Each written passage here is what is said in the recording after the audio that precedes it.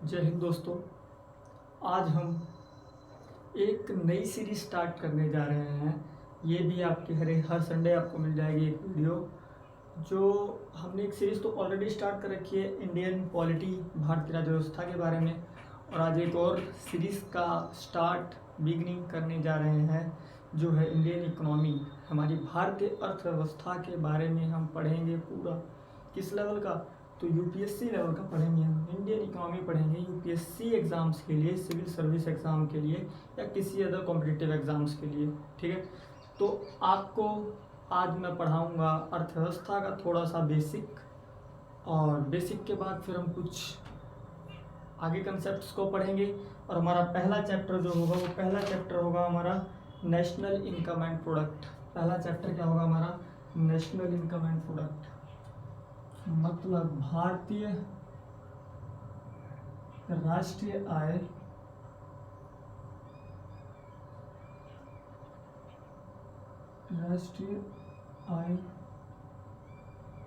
व उत्पाद।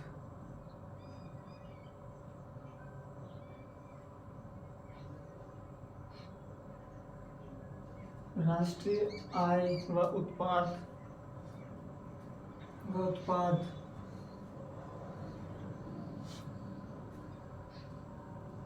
तो हमारा पहला चैप्टर है राष्ट्रीय आय व उत्पाद। इसके बारे में हम पढ़ते हैं। पहले सबसे पहला क्वेश्चन हमारा यही आता है इंडियन इकोनॉमी को, भारतीय अर्थव्यवस्था को पढ़ते टाइम, कि भारतीय अर्थव्यवस्था क्या है। What is Indian economy? भारतीय अर्थव्यवस्था क्या है? तो दोस्तों, भारतीय अर्थव्यवस्था क्या होती है? एक भौगोलिक क्षेत्र का मतलब आप समझते हैं कि जैसे भारत है तो भारत का एक जियोग्राफिकल एरिया भौगोलिक क्षेत्र जो है, मतलब जो उसकी बाउंड्री के अंदर एरिया है, ठीक है, उसकी जो डोमेस्टिक बाउंड्रीज है, उस बाउंड्रीज में जितने एरिया को कवर कर रखा है अंदर, उसको हम बोल देते हैं उसका भौगोलिक क्षेत्र। और उस भौगोलिक क्षेत्र में कुल कितना उत्पादन हुआ हमारे आर्थिक संसाधनों का यूज़ करके। अब आर्थिक संसाधन क्या होते हैं? ये मशीन हो गई, ठीक है, मशीन के बाद हमारी मशीन हो गई, और उसके बाद लेबर्स हो गए, लेबर्स मतलब मजदूर, ठीक है। तो ये हमारे सब क्या है? आर्थिक संसाधन। जमीन हो गई, तो हमारे 3 आर्थिक संसाधन मैं आपको बता रहा हूँ बेसिक सी। पहले तो मजदूर हो गए, दूसरी जमीन लैंड हो गई, और तीसरी हमारी क्या होगी? मशीन्स हो गई, ठीक है। तो इनका यूज़ करके हमने भौगोलिक क्षेत्र के अंदर कितना उत्पादन किया, और उस उत्पादन को पब्लिक में डिस्ट्रीब्यूट कर देना, पब्लिक में बांट देना, जिससे कि उनकी आवश्यकताएं पूरी हों। इससे आपको क्या प्रोड्यूस होगा? वेलफेयर। आपने उनको सर्विस प्रोवाइड की, ठीक है। तो भारतीय राज्य व्यवस्था की सिंपल सी डेफिनेशन है कि एक भौगोलिक क्षेत्र में हमारे आर्थिक संसाधनों का यूज़ करके जितना उत्पादन किया गया उससे पब्लिक की या लोगों की आवश्यकताओं को पूरा किया जाए, इसी को हम बोल देते हैं भारतीय अर्थव्यवस्था। ठीक है दोस्तों, अगली डेफिनेशन, अगली चीज़ क्या है हमारी? देखो मैंने लिखा है भारतीय अर्थव्यवस्था क्या है?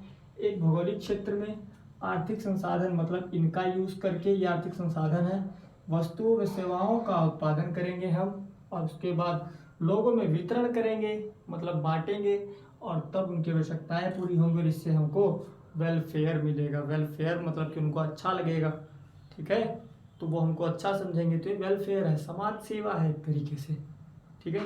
तो ये हमारी भारतीय अर्थव्यवस्था की क्या थी? एक छोटी सी डेफिनेशन थी हमारी भारतीय अर्थव्यवस्था की।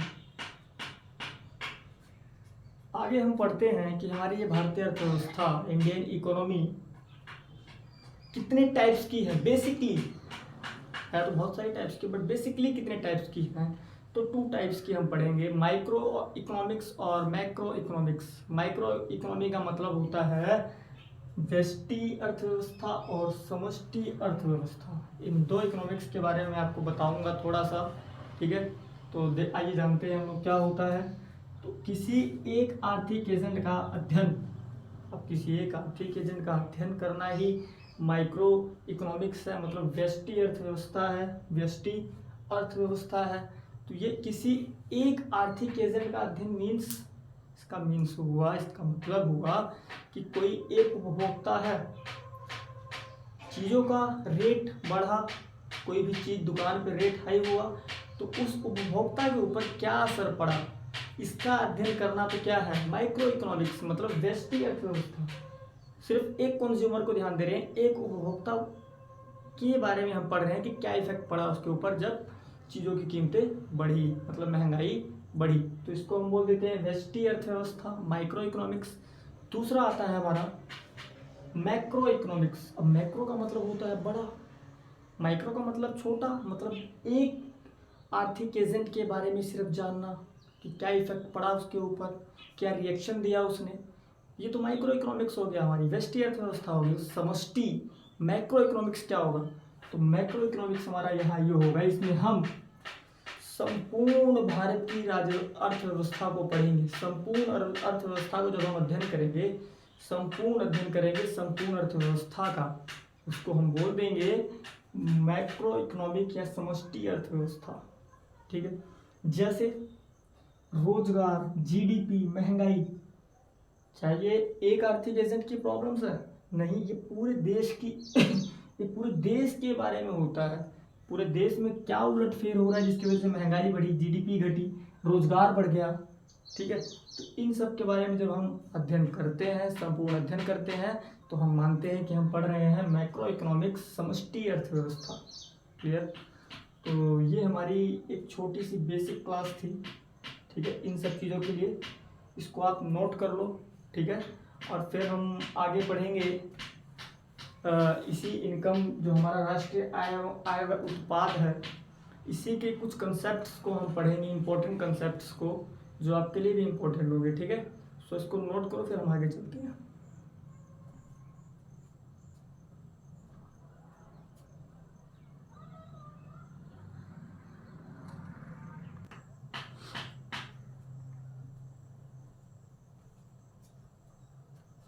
तो दोस्तों, हमने लास्ट टॉपिक में प्रकार पढ़े अर्थव्यवस्था के, व्यष्टि और समष्टि अर्थव्यवस्था पढ़ा हमने। ठीक है,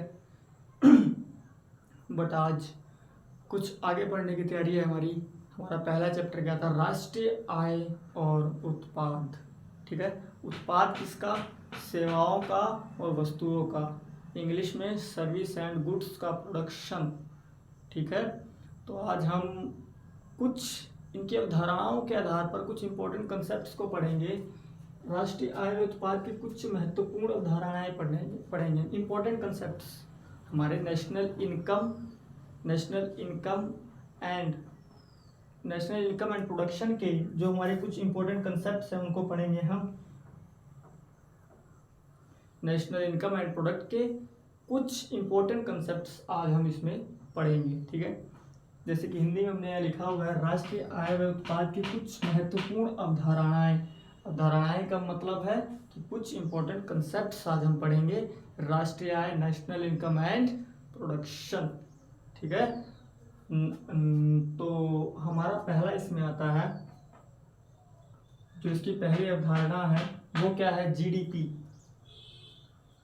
जीडीपी कॉमनली सभी जानते होंगे, जीडीपी सभी ने सुना होगा कान में कि जीडीपी होता है कुछ, पर आज तक पता नहीं चल पाया होगा कि जीडीपी है क्या, है ना। यही हुआ होगा आप लोगों के साथ भी कि आपने जीडीपी तो 2-4 लोगों के मुँह से सुन लिया कि हमारे देश की जीडीपी अप हो गई है, नीचे हो गई है, बट जीडीपी के बारे में ज्ञान नहीं है, राइट।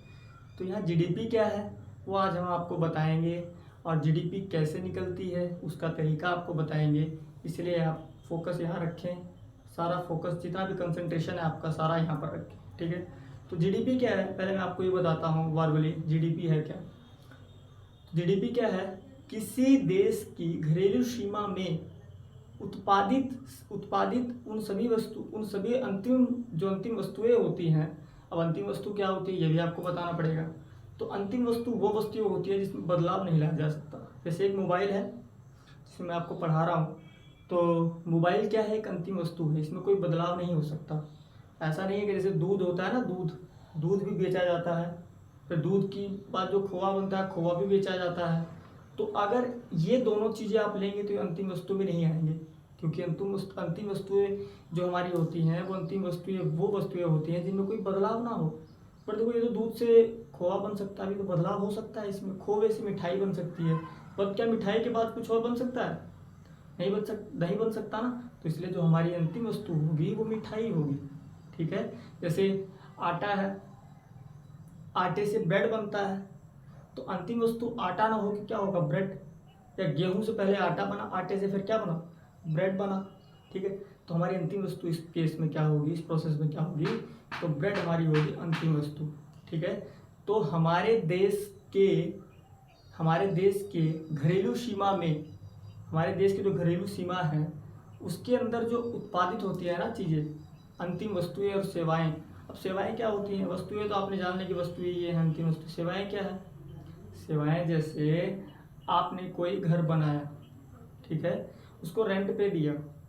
ठीक है, तो रेंट पे दिया तो आपने सेवा प्रोवाइड की ना, तो ये सेवा होती है। ठीक है, तो ये अंतिम वस्तुएं और सेवाएं जितनी प्रोड्यूस होती है हमारे देश में एक साल के अंदर, उनका बाजार मूल्य का समग्र योग जीडीपी कहलाती है। ठीक है, मैं दोबारा रिपीट करता हूँ, ध्यान से सुनिएगा कि एक देश की घरेलू सीमा के अंदर एक साल में उत्पादित सभी अंतिम वस्तुओं सेवाओं के बाजार मूल्य का समग्र योग ही जीडीपी कहलाता है। ठीक है, एक देश की घरेलू सीमा से क्या समझते हैं आप, डोमेस्टिक बाउंड्री। जैसे कि हमारा भारत है और इसकी डोमेस्टिक बाउंड्री है ना, ये कौन सी बाउंड्री है, घरेलू सीमा है।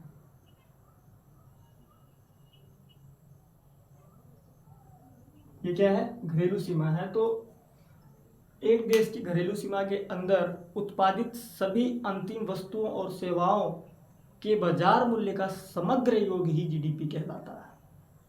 समझ में आई बात। तो ये हमारा जीडीपी है। जीडीपी की डेफिनेशन आपको समझ में आई होगी, और ना आई हो तो आप कमेंट में पूछ सकते हैं दोबारा मुझसे। बट यहाँ देखिए, मैं एक बार और रिपीट करता हूँ, किसी एक देश की घरेलू सीमा के अंदर उत्पादित उन सभी अंतिम वस्तुओं और सेवाओं के बाजार मूल्य का समग्र योग जीडीपी कहलाता है। ठीक है, तो आपको समझ में आ गई होगी। तो जीडीपी ये है। पर हाँ, अब जीडीपी के बारे में भी कुछ चीज़ें आपको पढ़नी पड़ेंगी। जीडीपी आपको जान लेना ही इम्पोर्टेंट नहीं है, जीडीपी के बारे में भी कुछ जानना पड़ेगा। कुछ मुख्य बिंदु हैं कि अगर आपको नहीं पता होंगे तो आप ये नहीं पहचान पाओगे कि जीडीपी में क्या क्या ऐड होता है। ठीक है, तो पहली बात तो ये है, पहला पॉइंट जीडीपी का क्या है कि जीडीपी में उसी उत्पादन को रखा जाएगा जो देश की घरेलू सीमा में हुआ हो।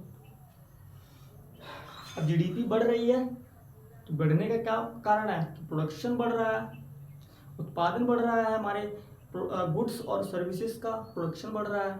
ठीक है, वस्तु और उत्पादों का उत्पादन बढ़ रहा है, इसलिए हमारी जीडीपी बढ़ रही है। बट हाँ, वो जो हमारा उत्पादन है उसमें रखा किसको जा रहा है, अंतिम वस्तुओं को रखा जा रहा है। मैंने अंतिम वस्तु आपको बताई कि क्या होती है, जिसमें कोई चेंज ना हो। अब वो एक मतलब कि एक स्टेट से दूसरे स्टेट में ना चेंज हो पाए, एक अवस्था से दूसरी अवस्था में चेंज ना हो। ऐसा नहीं कि मतलब मोबाइल है, मोबाइल 10,000 का, मोबाइल से भी कुछ और बना देंगे तो 20,000 का हो जाएगा, ऐसी चीज़ नहीं है। मोबाइल तो मोबाइल है, एक बार वो प्रोडक्शन में हो गया तो उसकी कीमत तय हो गई, तो दोबारा उसमें कोई चेंज नहीं आ सकता। ऐसा तो है नहीं कि उसमें हम ला के कुछ अलग डिवाइस लगा देंगे और एक नया डिवाइस बना के उसको ज़्यादा कीमतों में उसको सेल कर देंगे, ऐसा तो है नहीं। तो इसलिए मोबाइल हमारी अंतिम वस्तु है। ठीक है, तो उसने पहली लाइन में यही कहा है, जीडीपी के जो मुख्य बिंदु हैं उसमें पहले पॉइंट में उसने बताया कि हम जीडीपी के अंदर उन्हीं चीज़ों को रखेंगे, उन्हीं उत्पाद, उन्हीं सेवाओं को रखेंगे जो जिनका उत्पादन एक हमारे देश की घरेलू सीमा के अंदर हुई।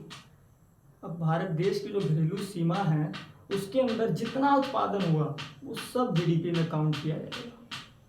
ठीक, दूसरा पॉइंट आता है हमारा। अब हाँ, सिर्फ घरेलू सीमा के अंदर ऐसा नहीं है कि जो भारतीय बिजनेसमैन है वो उत्पादन कर रहे हैं, ठीक है, या भारतीय उत्पादक है वो उत्पादन कर रहे हैं, सिर्फ वही उत्पादन जोड़ा जाएगा, बल्कि वो भी उत्पादन जोड़ा जाएगा कि जो फॉरेन से, अब्रॉड से जो लोग आए हैं और भारत में बिजनेस कर रहे हैं, जैसे वीवो, ओप्पो कंपनियां हैं ना, तो ये यहाँ प्रोडक्शन कर रही हैं, तो ये प्रोडक्शन भारत की जीडीपी में जोड़ा जाएगा। ठीक है, ऐसा नहीं है कि सिर्फ भारत का प्रोडक्शन जितना भारत के लोगों ने किया सिर्फ वही जीडीपी में जुड़ेगा, नहीं, वो भी प्रोडक्शन जुड़ेगा जो कि बाहर के लोग यहाँ पर आके प्रोडक्शन कर रहे हैं।